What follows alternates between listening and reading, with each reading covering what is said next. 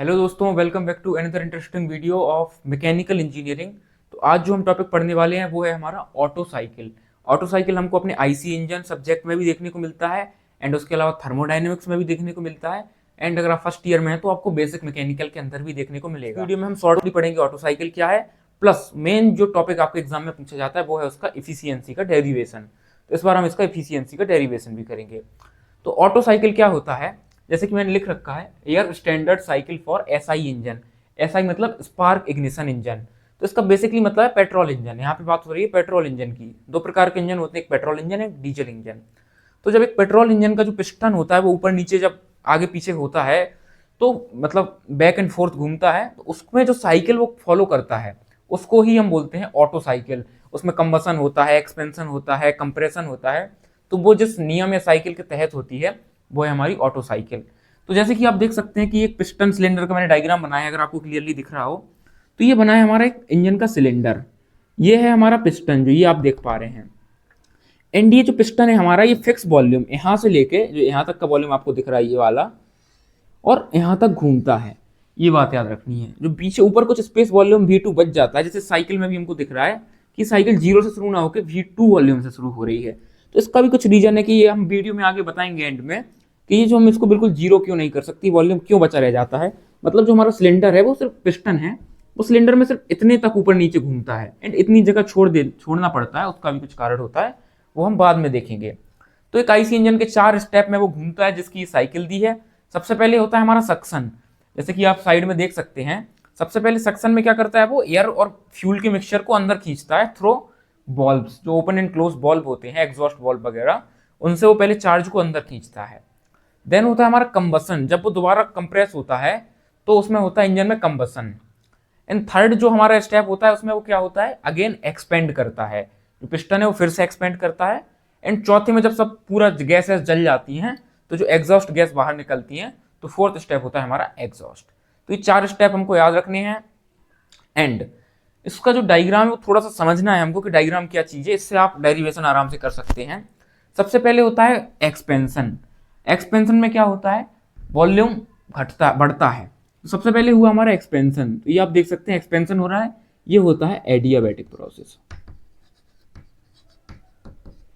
Expansion की बात क्या होता है, जो रियल में कंबसन होता है, मतलब उसमें क्या हुई हीट कंबसन, जो पेट्रोल जलता है इंजन के अंदर, पेट्रोल जल के क्या कुछ हीट देता है। तो अपन एक आइडियल साइकिल में मान लेते हैं कि हीट कहीं पेट्रोल के जलने से नहीं मिली है, कहीं बाहर से हीट आई है। मतलब सीधी बात है, इधर कुछ हीट Q1 ऐड हुई है। देन उसमें क्या होता है एक्सपेंशन। तो अब हो रहा है उसमें एक्सपेंशन, ये एक्सपेंशन हो रहा है, ये भी एक एडियाबैटिक प्रोसेस होती है। एंड फाइनली हमारा क्या होता है एग्जॉस्ट। तो फाइनली हमारी गैस जो है एग्जॉस्ट वो निकल जाती है, तो उसमें हमारा Q2 हीट बाहर निकल जाती है। इतना आपको याद रखना है, ठीक है। तो कुछ बेसिक बात आपको याद रखनी है। अगर आपको डेरिवेशन इसका करना है तो उसके लिए मेन हमको 3-4 पॉइंट याद रखने हैं जिससे आप डेरिवेशन नहीं भूलेंगे।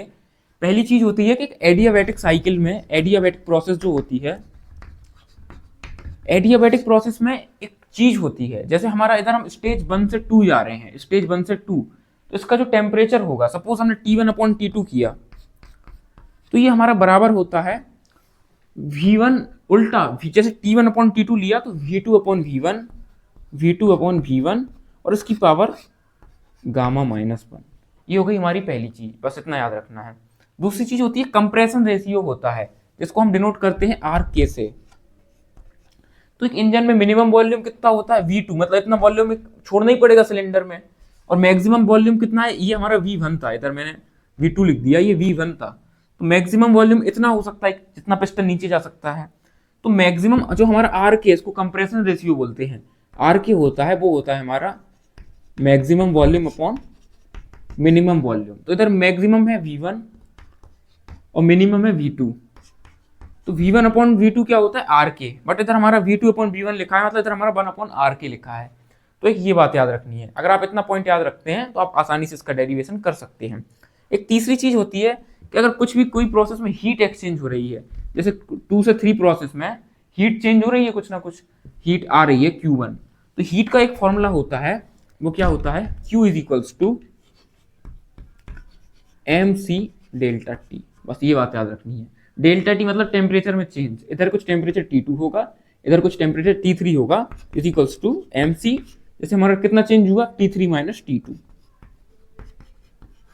बस इतनी बात आपको याद रखनी है। अगर आपने ये 2-3 पॉइंट अच्छे से समझ लिए तो आप इसका डेरिवेशन इफिशियंसी का तुरंत कर सकते हैं। अब हम करते हैं इसका इफिशियंसी का फॉर्मूला क्या होगा। तो हमको पता है कि इफिशियंसी क्या होती है किसी भी चीज की, कि मैंने उसको कितनी हीट दी एंड उसने हमको कितना वर्क दिया। तो इफिशियंसी का फॉर्मूला होता है जो इफिशियंसी, इसको हम ईटा से डिनोट करते हैं एंड इस टाइप से, एंड इसका फॉर्मूला होता है कि हमको work output upon heat given. ये बात तो आपको समझ में आती होगी। एंड वर्क आउटपुट क्या है, हमने Q1 हीट उसको दी, उसने Q2 हीट बाहर छोड़ दी, तो उसने हमको वर्क कितना दिया होगा Q1 माइनस Q2। हमने उसको अगर 10 हीट अंदर दी और उसने हमको उसमें से मान लेते 3 हीट बाहर फेंक दी, 3 यूनिट 3 जूल हीट, तो मतलब 7 यूनिट जो हीट है वो उससे हमको वर्क में कन्वर्ट हुई होगी, तो 7 जूल हमको वर्क मिला होगा। तो ये हमारा वर्क है, मतलब वर्क हमारा कितना हो जाएगा Q1 माइनस Q2। और हमने हीट गिवन दी कितनी है, Q1 हीट दी है तो अपॉन Q1। बस हीट का फॉर्मूला क्या होता है mc डेल्टा टी, पहले हम बात कर चुके हैं। तो इधर से क्या आ जाएगा mc, Q1 कितनी है Q1 T3 माइनस T2, तो mc डेल्टा टी में T3 minus T2 minus Q2 में कितना हो जाएगा mc, और c कौन सा CV का मतलब क्या होता है कांस्टेंट वॉल्यूम, क्योंकि जब 2 से 3 पे जा रहे हैं तब वॉल्यूम 2 पे भी उतना ही है 3 पे भी उतना ही है, क्योंकि ये कांस्टेंट वॉल्यूम प्रोसेस है। एंड 4 से 1 में भी वॉल्यूम सेम है, V2 V3 सेम है, V1 V4 सेम है। कांस्टेंट वॉल्यूम पे जो हीट टू हीट ऐड होती है उसको बोलते हैं mcv, मतलब CV बोलते हैं। माइनस Q2 की बात कर रहे हैं, तो Q2 कहाँ से कहाँ 4 से जब प्रोसेस बन जा रही है, क्योंकि प्रोसेस इस डायरेक्शन में जा रही है, ये एरो लगाना आपको नहीं भूलना है अपने डायग्राम में, इसके मार्क्स कटते हैं। एंड जब 4 से 1 जा रहे हैं तो T4 माइनस T1 अपॉन, इधर से हम क्या करेंगे हीट गिवन Q1 दी है, Q1 का फॉर्मूला यही अगेन लिख देंगे mcv T3 माइनस T2। इतना समझ में आ गया होगा। mcv तीनों आपस में कैंसिल हो जाएंगे, एंड इधर हमारा क्या बचेगा T3 minus T2 and minus T4 minus T1, and upon में क्या बचेगा T3 माइनस T2। अगर मैं T3 माइनस T2 से इसको भी डिवाइड कर दूं और इसको भी डिवाइड कर दूं तो T3 T2 ये बचेगा 1 माइनस, ये T4 माइनस T1 है तो T4 minus T1 and upon में T3 माइनस T2, तो ये T3 माइनस T2। ये बात आपको अच्छे से समझ आ गई होगी। अब मैं इधर से क्या करने वाला हूँ, मैं ऊपर से T1 कॉमन लूंगा, नीचे से T2 कॉमन लूंगा। तो ये कैसे कॉमन लेंगे, तो इसको मैं आगे क्या लिख सकता हूँ 1 माइनस, अगर मैं इधर से T1 कॉमन लूंगा तो मैंने बाहर लिखा T1 and T4 upon T1 आ जाएगा, माइनस 1 बचेगा, एंड अपॉन में क्या बचेगा, इधर से मैं T2 कॉमन लूंगा तो इधर क्या बचेगा T3 अपॉन T2 माइनस 1। ये चीज आपको बिल्कुल क्लियरली समझ आ रही होगी आई थिंक। तो अब हमको क्या प्रूव करना है कि ये दोनों ब्रैकेट हैं T4 अपॉन T1 और T3 T2 आपस में बराबर हैं। तो ये चीज हम कैसे प्रूव करेंगे, ये हम प्रूव करेंगे एडियाबैटिक प्रोसेस की मदद से। मैं पहले ही बता चुका हूं, अगर हम प्रोसेस 1 से 2 देखते हैं तो ये एडियाबैटिक है। एंड एडियाबैटिक प्रोसेस के लिए मैं बता चुका हूं, अगर मैं 1 से 2 जा रहा हूं तो मैं लिख सकता हूं कि T2 अपॉन T1 है, ये क्या होगा, ये होगा V1 अपॉन V2 की पावर गामा माइनस 1। ये बात तो समझ में आती है। एंड अगर मैं प्रोसेस 3 से 4 देखूं, मैं लिख सकता हूं T3 upon T4 is equals to 3 upon 4 को मैं लिखूंगा V4 अपॉन V3 एंड इसकी पावर गामा माइनस 1। बस अब समझने की बात इतनी है कि V1 is equals to V4 है and V2 is equals to V3 है। मतलब V4 को मैं V1 भी लिख सकता हूँ तो इसको मैं लिखूंगा V1, V3 को मैं V2 भी लिख सकता हूँ तो इसको मैं लिखूंगा V2 एंड इसकी पावर गामा माइनस 1। आप देख सकते हैं ये वाली चीज V1 अपॉन V2 की power gamma minus 1, V1 upon V2 की पावर गामा माइनस 1, मतलब RHS बराबर है तो दोनों के LHS भी आपस में क्या होंगे, बराबर होंगे। तो इधर से मैं एक बात लिख सकता हूं दैट ये जो ओवरऑल दोनों इक्वेशंस हैं इनसे एक बात आती है कि T2 अपॉन T1 जो है, T2 अपॉन T1 है, ये हमारा T3 अपॉन T4 के बराबर है, T3 अपॉन T4 को बराबर है। अब मैं अगर इसमें क्रॉस मल्टीप्लीकेशन कर दूं तो इधर से मेरा क्या आ जाएगा T4 upon T1 is equals to T3 upon T2। यह समझ में आ गई?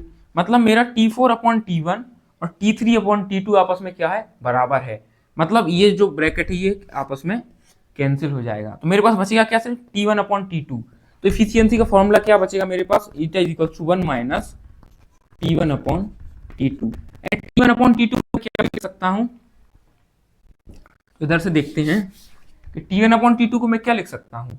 अगर ये है T2 अपॉन T1 को मैं ये वाली चीज लिख सकता हूँ, ये ब्रैकेट देखिए, ये T2 अपॉन T1 की वैल्यू है हमारे पास।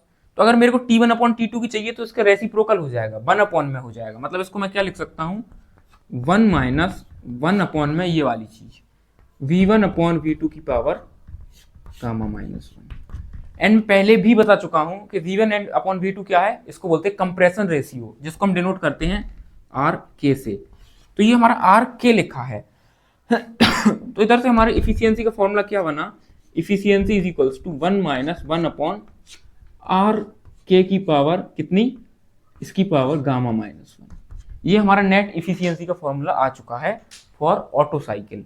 तो आप देख सकते हैं हमारा डेरिवेशन इधर फिनिश होता है। एंड इस डेरिवेशन से एक चीज हमको साफ साफ दिख रही है कि जो हमारी इफिशियंसी होती है ऑटो साइकिल की, वो सिर्फ डिपेंड कर रही है RK पर। गामा भी फिक्स होता है कि एयर फ्यूल मिक्सचर के लिए, सिर्फ RK चेंज होता है, कंप्रेशन रेशियो कितना बदल रहा है। तो जितना ज्यादा RK होगा उतनी ज्यादा इफिशियंसी होगी। बट हम इस इफिशियंसी को 100% नहीं ला सकते हैं, या 90% भी मुश्किल से ला पाते हैं। क्यों? क्योंकि RK की वैल्यू एक लिमिट तक ही बढ़ाई जा सकती है। जैसे कंप्रेशन रेशियो अगर हम एक लिमिट से ज्यादा कंप्रेस करते हैं पिस्टन को, तो उससे फिर कुछ दिक्कत आने लगती है। जैसे इंजन बहुत ज्यादा आवाज करने लगता है या प्री मैच्योर कंबसन होने लगता है। इस फिनोमेना को हम डिटोनेशन बोलते हैं। तो आप लिख सकते हैं कि लिमिट से ज्यादा हम कंप्रेशन रेशियो बढ़ाते हैं तो डिटोनेशन फॉर्मूला फॉर फिनोमेना होता है, जिसकी वजह से इंजन में प्रॉब्लम्स आती हैं। तो बस आज की वीडियो में इतना ही था। एंड हमारा जो एफिशिएंसी है वो हम ड्राइव कर चुके हैं, हम अपनी ऑटो साइकिल देख चुके हैं। इसके बाद हमारी कुछ साइकिल और बची हैं, diesel cycle, dual cycle, and जो साइकिल बची हैं 1 बाय 1 हम हर एक चीज़ कवर करने वाले हैं। तो अगर आपको कंप्लीट लेक्चर्स चाहिए हैं तो आप प्लीज़ चैनल को सब्सक्राइब करिए। एंड वीडियो अच्छी लगी तो वीडियो को लाइक कर सकते हैं एंड अपने दोस्तों के साथ शेयर करिए, इससे हमको काफ़ी सपोर्ट मिलता है। तो मिलते हैं आपसे नेक्स्ट वीडियो में, तब तक के